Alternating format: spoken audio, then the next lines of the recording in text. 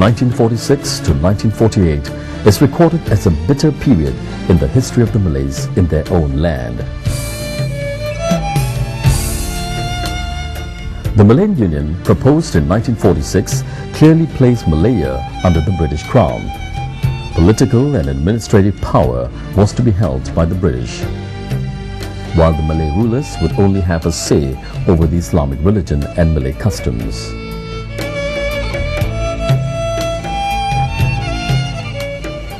The rights and special privileges of the Malays were abolished, and they were placed in their own land on equal footing with the immigrant population, politically, economically and socially.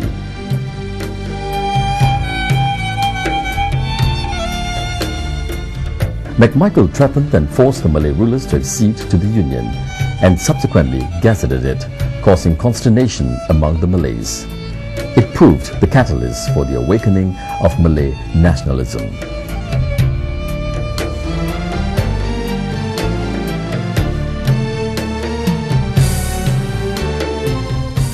Malay newspapers such as the Utusan Melayu, Majlis and Warta Negara started a campaign of attack against the British and fanned the spirit of nationalism among the Malays. They urged the Malays to unite and held a congress to oppose the Malayan Union.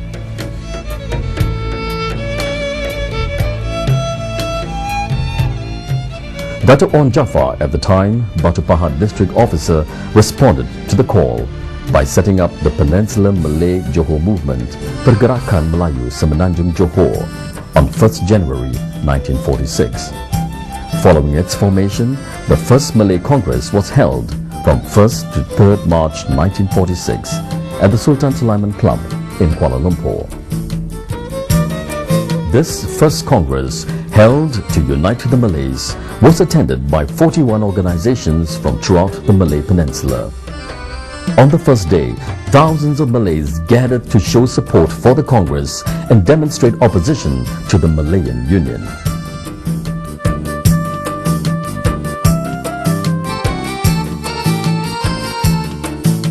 At the same time, British officers who had served in Malaya, like Frank Swettenham, George Maxwell, Richard Winstead and Cecil Clementi Smith, voiced their opposition to the Malayan Union through letters to the Times.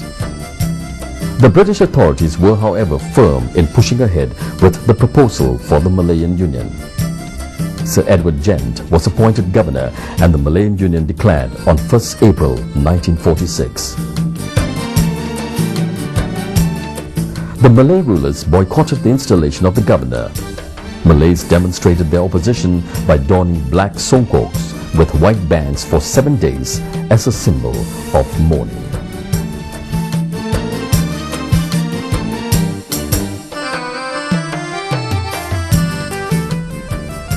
On 11th May 1946, at the 3rd Malay Congress in Johor Bahru, the United Malay National Organization UMNO, the first political organization set up to oppose the Malayan Union, was formed. Dato' On bin Jaafar was elected its first president.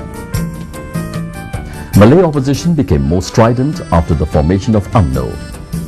The British authorities, alarmed at the growth of Malay resistance, sent Captain L.D. Gummans and Lieutenant Colonel Rhys Williams to Malaya.